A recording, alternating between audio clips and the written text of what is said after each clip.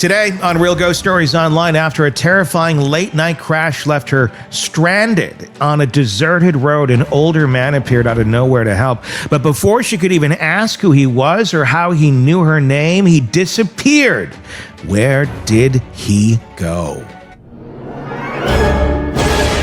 Welcome to Real Ghost Stories Online. Call in your real ghost story now at 855-853-4802 or write in at realghoststoriesonline.com. You're about to enter the world of the unknown and quite possibly the undead. This is Real Ghost Stories Online.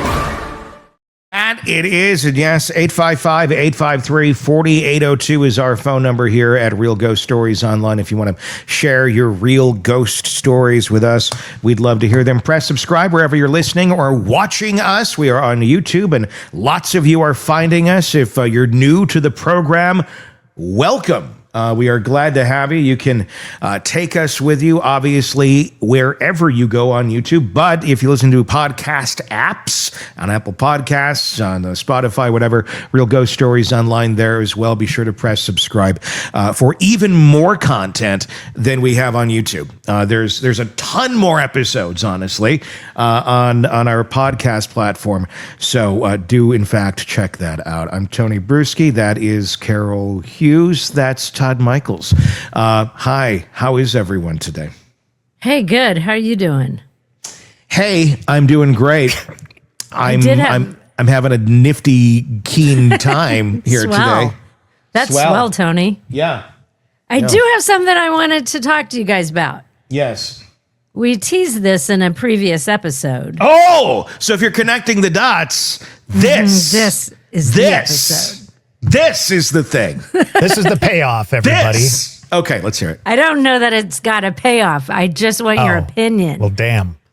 But it does have a little twist because I brought this up with Kathy the other day on an episode. I know what she thinks about it. But Saturday night, I got home about 11:30 p.m. and my pets are all right there, super happy to see me. Nothing's weird. I left before dark, so I was going around to shut the curtains and the blinds as one does. Mm-hmm. And I came into this room because, as you can see, I have windows in this room. And I was going to shut the blinds, and there was a bag by that window behind me right there that I would have had to step on it. Like, there's no way when I opened the window in the morning, the bag wasn't there. I don't even know where the bag came from. Was it like a plastic bag, a paper bag? It was like a grocery store bag that you take with you to put your groceries in. So a cloth bag. Yeah. And so I couldn't tell you how long that had been in my closet. It had some old mail in it. I'm sure that's my mother's because I get a ton of stuff for her. But anyway, so I'm like, well, that's weird, right? So I put it in the closet. I'm assuming that's where it came out of. And I thought, well, I bet Izzy was playing around in my closet, knocked it out. I go into my bedroom to shut the windows in there. And as you step into my bedroom, I have a chest of drawers right in front of you. On the other side of that, you can't see it, but I have a clothes hamper there. It's a cloth one. So clothes hamper full of clothes. You can't see it when you walk in. The clothes hamper is pulled out right in the middle of the chest of drawers in my bed. Like, it's not knocked over, it's been moved. And it's laying on its side, and there are clothes on the ground. And I'm like, the fuck is that? Then I go around, finish it. I pick it up and I put it back. I finish up the rest of the windows. I go in the bathroom, and my makeup bag is in the sink. And I had it sitting on by my sink, but it wasn't in my sink. And I'm like, okay, could have been a cat. And I'm like, okay, cat, all three things? I don't get that. You need to put a camera in your house. Yeah, because I don't get the I thought, okay, in here, I could see a cat. In the bathroom, cat. I don't see how the hamper could have moved. Then I have to make the decision to go around my house and look for an intruder. And it's close to midnight. So I have to go all through my house, Then I was like, is it a raccoon or something got in my house? I thought about that. But my pets, the weird thing about this, my pets are fine. Yeah. And if there's a raccoon in my house, they would not be fine. Even if it was a feral cat got in my house somehow, I don't know how, they wouldn't be fine. They would be smelling it and going, and I'm like, I pop open a beer. I'm like, what the hell is going on? And my pets all fall asleep around me within 20 minutes after me being home. So that was Saturday night. And then on Monday night, I go to a basketball game at Wichita State. It's a summer tournament. It made national news. The game was a basket brawl game, not a basketball game. It was not good. It was not a good game. 9,000 people at this game, and fights, and a woman got really seriously injured, and it was crazy. So I get home from the game, and I'm upset, like, because it was my team starting shit, and I'm upset, and it was a weird energy, and when you got a weird energy with 9,000 other people, it's just weird. So I come in the house, and I'm just bummed out about the game because we lost. And after a lot of fights, like to the point we stayed, right? It had to been, because we stayed in our seats to let people leave. There were fights breaking out in the stands. Wow. And there's a fight broke out right in front of us. So we're waiting to get out safely, right? I get home and I'm like, God dang it. I go in my bedroom and that damn hamper is right out where it was the other night. Wow. Yeah, it's full of laundry. Like it's an entire load. I have a big washer. It's an entire load. I don't know how much it weighs, but it's more than, it's got to be 8 to 10 pounds of laundry. And Carol, go to Walmart tonight. Go get a Ring camera, just like when you plug into the wall. I do have one. Yeah, I could just turn it, get it set up, and aim it there, and just make sure the motion detector is on it, and just check it, test it a few times so you know it's working, and put it up. What do you guys think it could be? Like, I don't know. That's why I'm saying put the camera up. Yeah, it's weird, isn't it? I wonder if it is a cat thing. You know, they're running around. I don't know. I mean, but it's kind of weird. I mean, but who knows? I mean, they do weird shit. I mean, yeah. Cats, and I'm like, I've lived here 6 years. That's never happened. Yeah. It's happened 2 times in 3 days. So how far is it pulled out from where it normally sits? I'd say 1 to 2 feet. Maybe 2 feet. Probably 2 feet. You can see a cat, trying to jump on top of it or something and knocking it over, but for it to move an additional 1 to 2 feet from where it normally sits is odd. Because if you knocked it over, it would like run into my nightstand. It would stay right there between the chest of drawers and the nightstand, because you can't see it when you walk into the room, which is why I have it there. So I mean, I'm starting to think maybe your animals are having parties when you're not home and shit's just going nuts. I don't know. And so I looked both nights, and when I left on Monday, I put the deadbolt down, and the deadbolt was still in place. So if somebody broke in, they would have had to have a key to lock the deadbolt from the outside. You checked your windows and everything? All my windows, they were all shut. I keep them all locked. So, yeah, I don't think it was a window. But I'm like, would you really like break in my house just to move a hamper? Like, that's so weird. It's some creepy guy who's going into your hamper and just sniffing and stuff. You're going to find out there's police reports of this guy going around and sniffing hampers. Oh, maybe that's what it was. The weirdest feeling, though, was when I had to go into my bathroom and pull back the shower curtain. Ooh, to make sure nobody was there. Like, I looked underneath the beds. That took a lot of nerve. Did you have a weapon in your hand? No. You didn't have anything? You weren't prepared with anything? What am I going to use? I mean, have you not seen horror movies? I mean, have you not watched Dateline? You know me. Have I you would have not been part of this universe of programming for a decade now? I don't work in hidden killer land. She doesn't have a weapon, but she's walking around with an open bottle of beer. I can guarantee that, right? And here's the thing: I would talk to him. You know me. I'd be like, "What are you doing?" Like the night I caught somebody breaking into my car, I go, "Is there something you're looking for?" Like instead of "What the f are you doing?" I was like, "Is there something you're looking for?" It just came out. So I would be like, do you think you want to leave before the cops get here? How do you want to do this? Because you're not murdering me tonight, period. So I didn't find anybody in my house. I looked in my garage. I saw nothing. And I have a little garage. I would have seen somebody in my garage when I pulled in. I don't know. I don't know what it is. I was hoping it was a one-time thing, but when it happened again on Monday, I was like, what the hell? Yeah. I know. So my sister's like, is someone living in your attic? I'm like, oh that's a great thought. Thank you. Did you check the attic? I don't even know how to get up there, to be honest. Well, somebody clearly does. Who loves to sniff your hamper? You have a hamper sniffer up in your attic. They sure are quiet. I will give them that. They are up there and super quiet. And I'm not finding any food missing, so that would be another clue, I would think, missing food. Yeah. I don't know. I don't know what it was, but it happened twice. I want to show this is a video here we've obtained of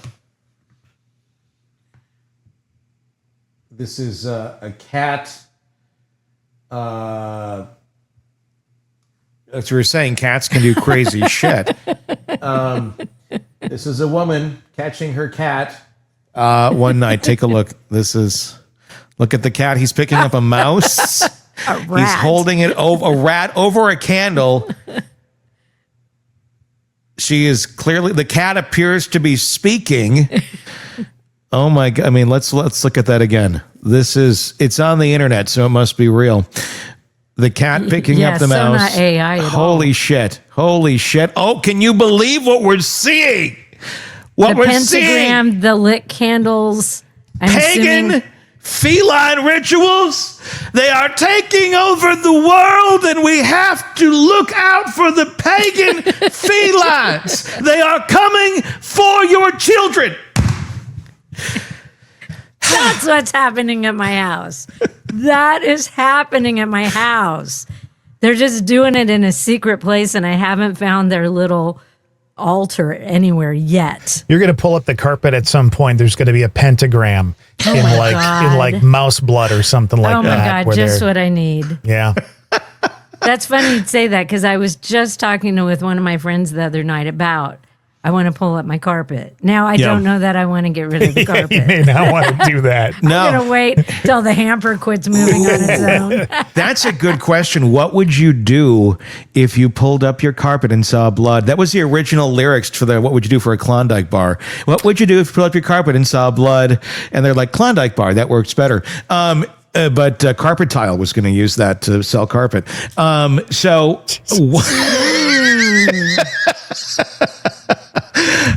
Is Carpet Tile still a company? I don't think so. I don't know. But so, I mean, what if you did? I mean, seriously, like if you pulled up your carpet, Carol, and you discovered, holy shit, and you, let's just say you found a big red splotch, or would now be probably black. It would have been there for some time, or very, very dark, but it's enough of a hue of red that you can identify this might be human blood. You have three options in the Choose Your Own Adventure book. You can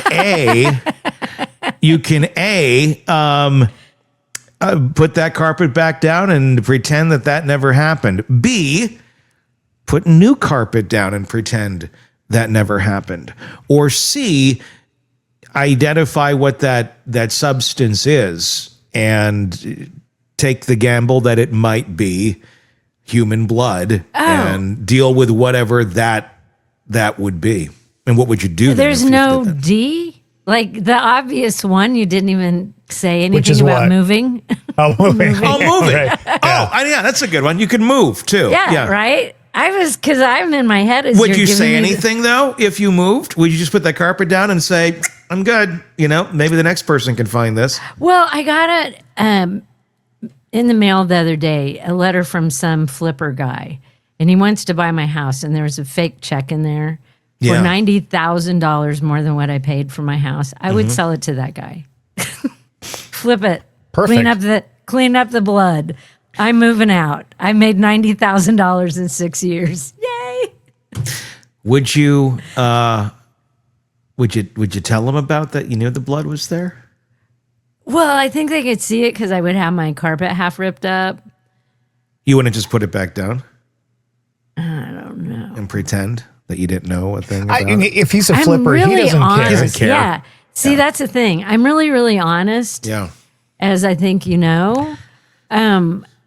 So I'd have a problem lying about it. But if I left the carpet ripped up and he could see it for himself and he's like, I'll flip it. I'm like, okay, awesome. Well, the thing is Because that hasn't really been haunted other than my hamper moving on its own.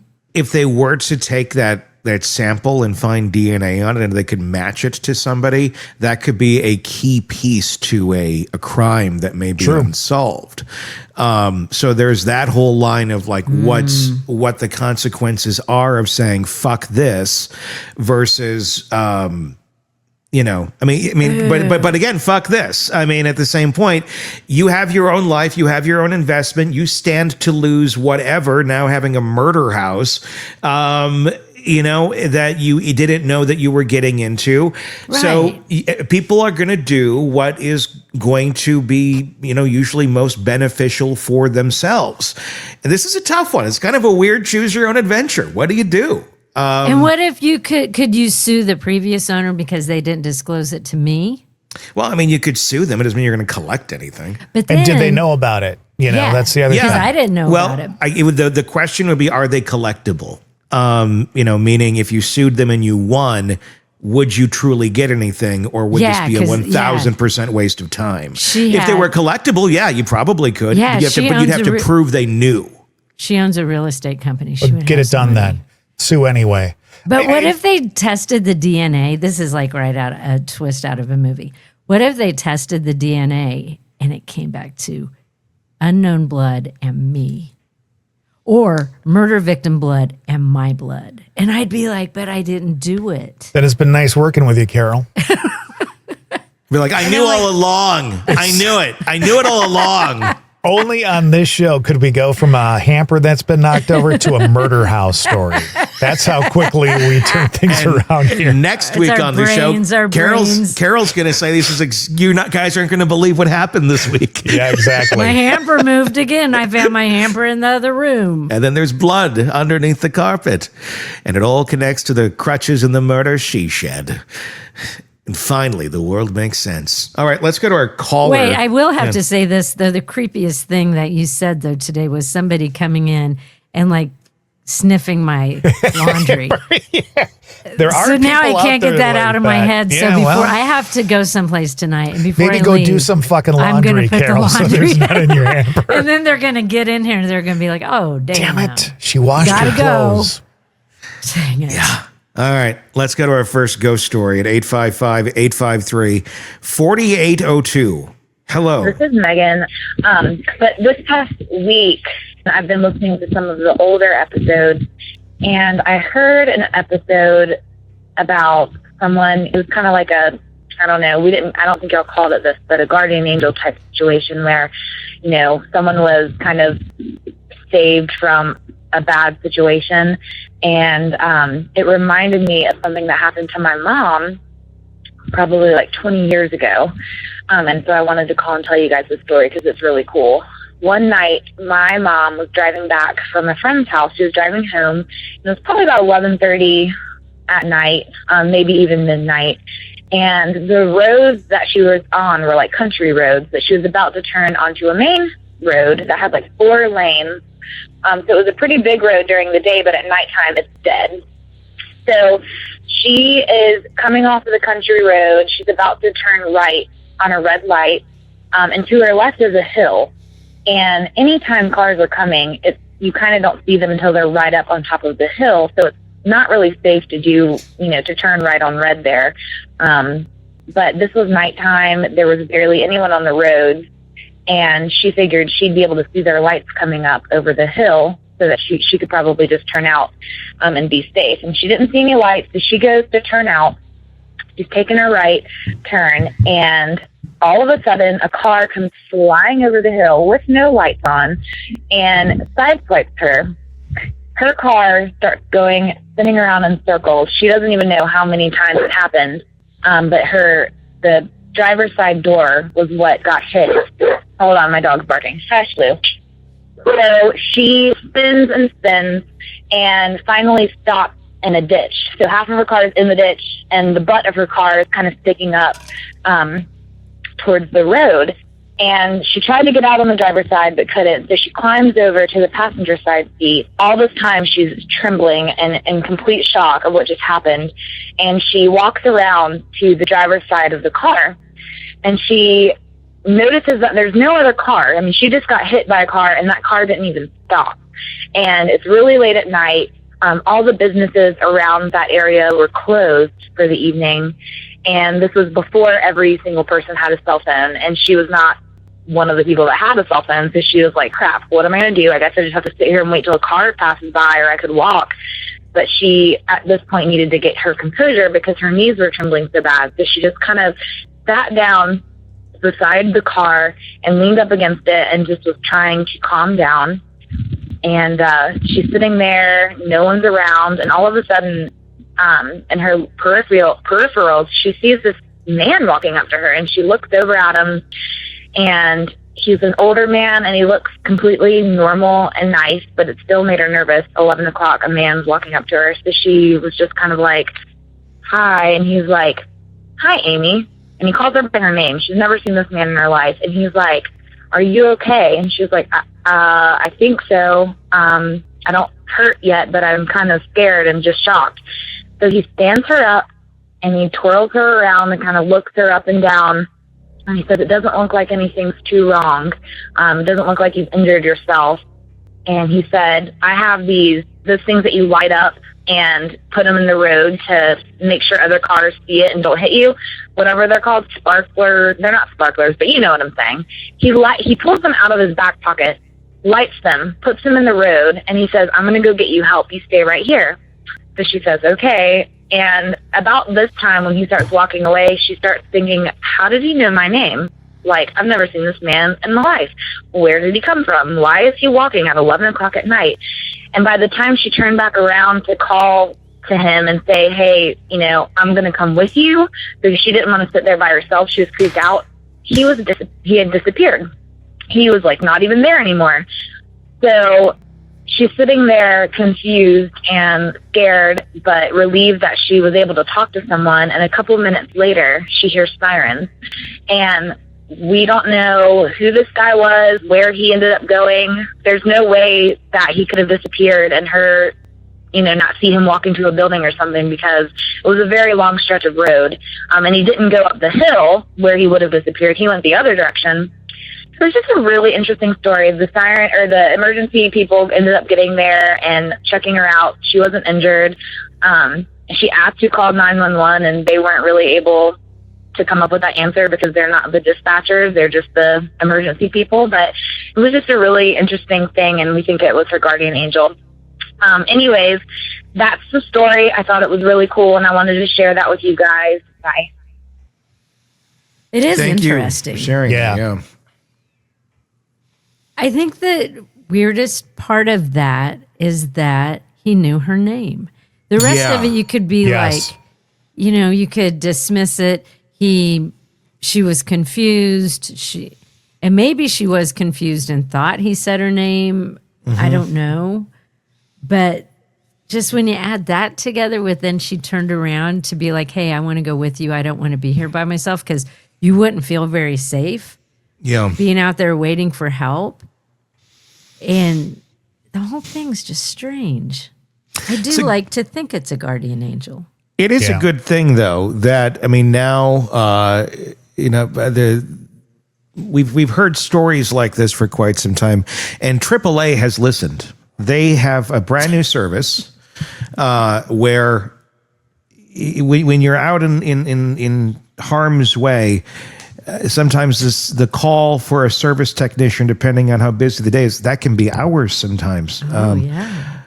They've now enlisted the dead to help with this. Here's their new service, a AAA check. It happens to everyone. A flat tire, a dead battery, 20 miles from the nearest exit.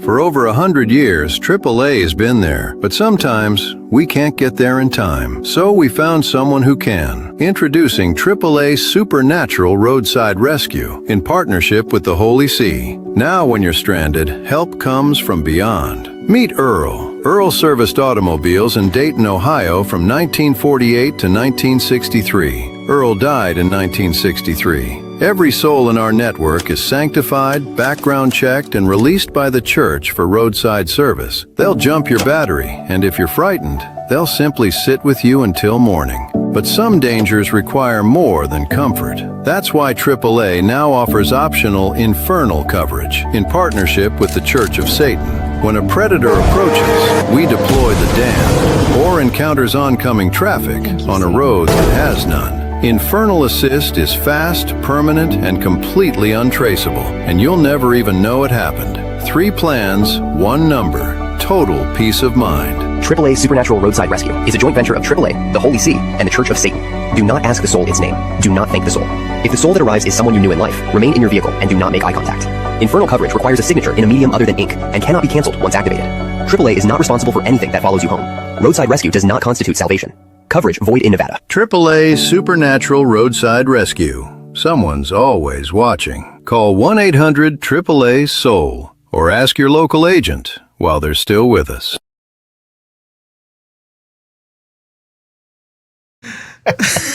While they're still with us. I love that. There you go. Does not guarantee salvation.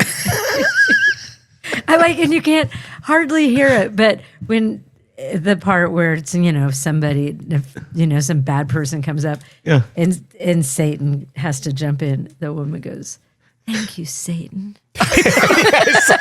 She said it really softly and sweet. I know. If I could go back and change it, if I had more time, I would have done that. But I caught that at the last second. I'm like, because I added that in there myself. Because I was like, okay, let's make this adjustment. I would have made that a little more dramatic. Actually, I like that it's so subtle. Yeah, and that it's kind of hidden. Yeah, I loved that actually. Thank you, Satan. She's just so sincere and soft. Thank you, Satan. You're welcome. Oh my God, doesn't guarantee salvation. I like how they get the Pope and Satan all together. And that infernal plan goes for $249. I'm assuming. I don't know if that's a month or a year. I mean, you get the demons from hell. I mean, again, and you got to consider, what can happen out there. I mean, look, this is the cat shit. I mean, this is from a Petco. It's happening in my house every night. Hey, security footage from a Petco right there. Look at these fuckers. Dancing around. I mean, look at here. Take a look at this. Look at this shit. This is.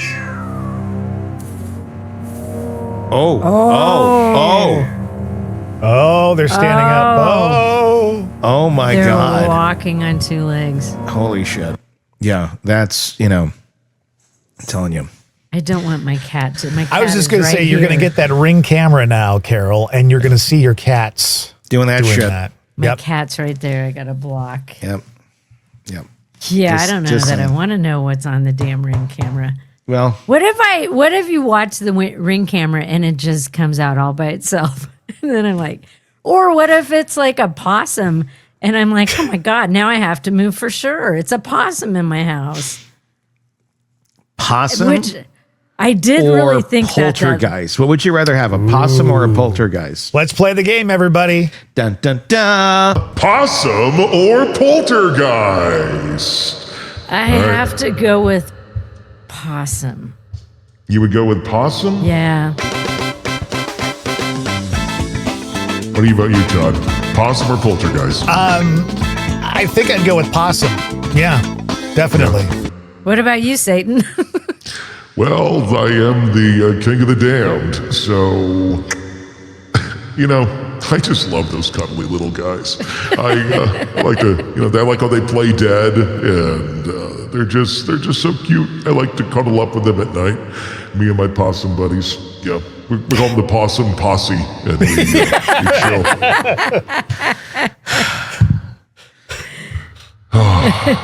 You got to feel the love. Everybody needs love, including possums that are playing dead. There you go. Satan, everybody. Okay, I think it's possums all the way around. Possums. Yeah, possums. It'd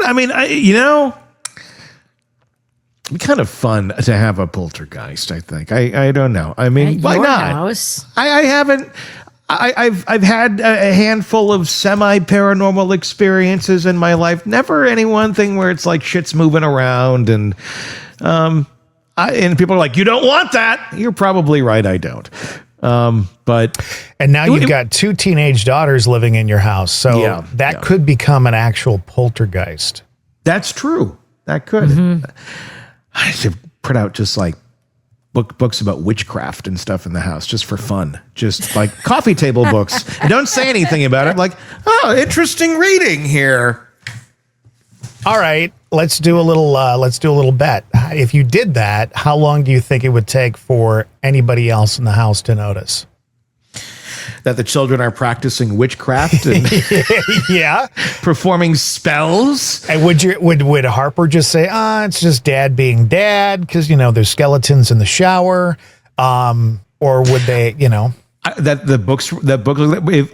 Harper's going to think it's like I think they would both think it's Halloween decor that I'm starting to put it out. That'll probably be the first thing. I think you're right.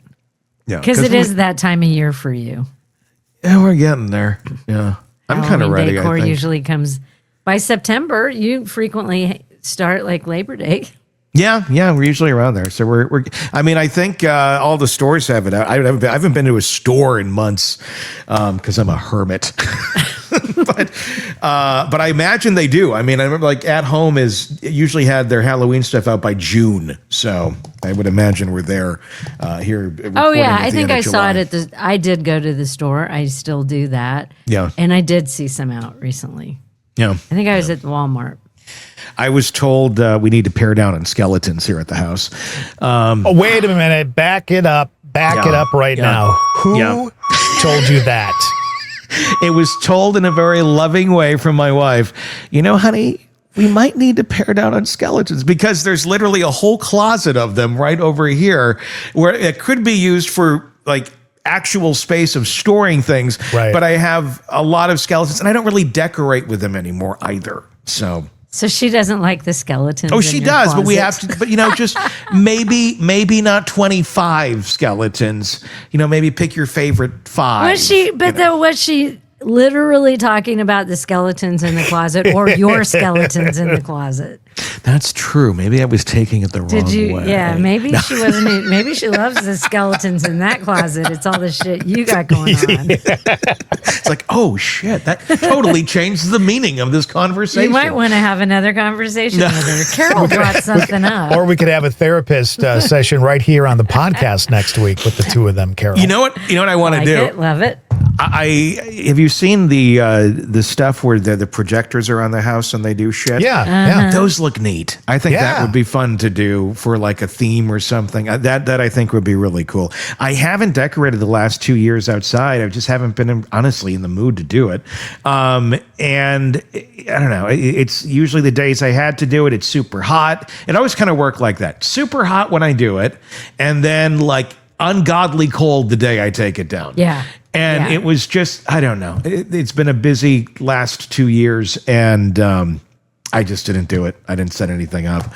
But I don't know. I might do something this year. I just don't know if I'm going to keep doing the same stuff. I have so many things. I'd like to more simplistic.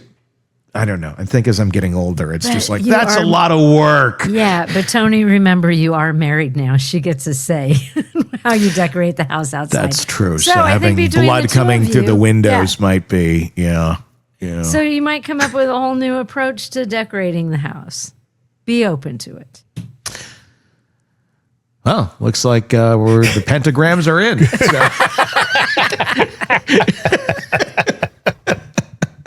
We'll be casting spells by It'll be Labor great. Day. Yes. There'll be a QR code on the side of the house to join the Satan Club or something. Yeah. That's one like the HOA doesn't have in their bylaws. That's right. Exactly. Like, yeah, show me in the bylaws where that is. Show me where I can put a QR code on the side of the house to join the International Church of Satan. I don't see it. Do you? I'm waiting. And then, he was grandfathered in. Yeah. But they do write in the Tony Bruschi clause into the agreement going forward. Yeah, the next person that moves in the neighborhood, it is in there. Just in case. Just in case. Tony totally ruined it for everybody else. Everybody he who wants did. to do that. Because there's clauses like that in those things. You're like, where the hell did that come from? Like, somebody must have tried that once.